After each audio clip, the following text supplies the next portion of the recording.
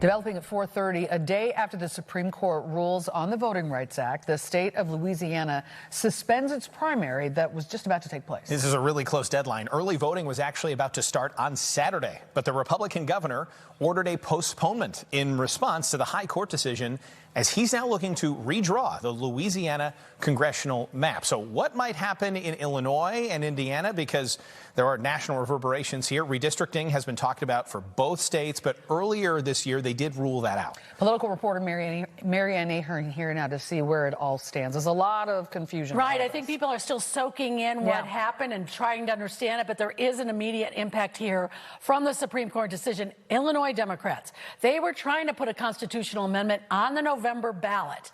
However, then it did favor Democratic majority when those maps are redrawn. That will no longer happen, as the Democrat State Senate has decided, let's let the dust settle, allow legal experts to weigh in. Governor Pritzker today, he does reiterate he does not support this high court ruling.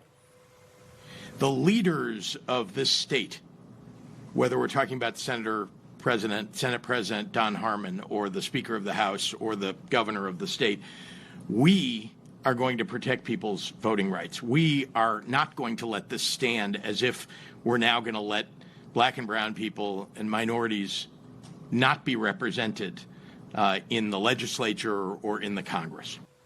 Take a look at the current Illinois legislative map. You can see how the lines are drawn. It's received a failing grade from independent reviews, is often held up as one of the worst when it comes to gerrymandering. That word gerrymandering, it means to give an advantage to one group. In Illinois' case, it's the Democrats. Republican State Representative Ryan Spain, he weighs in on the controversy.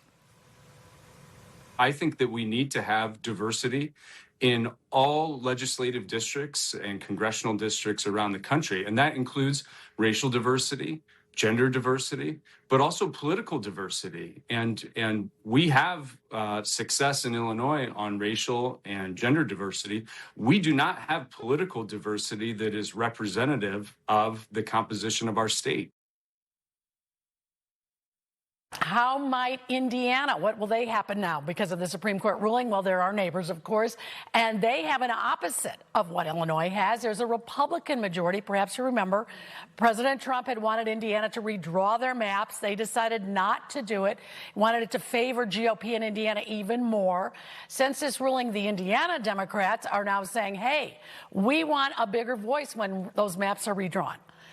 Nothing's going to happen in Indiana immediately either. So Illinois and Indiana watching to see what happens, but likely there will be impact from all of this. Yes. Yeah, I think the fallout definitely has yet to be determined. We'll see how the fallout all comes throughout the country. Yes. We're not the only ones once the Supreme Court makes that kind of decision. Thanks so much, Ann.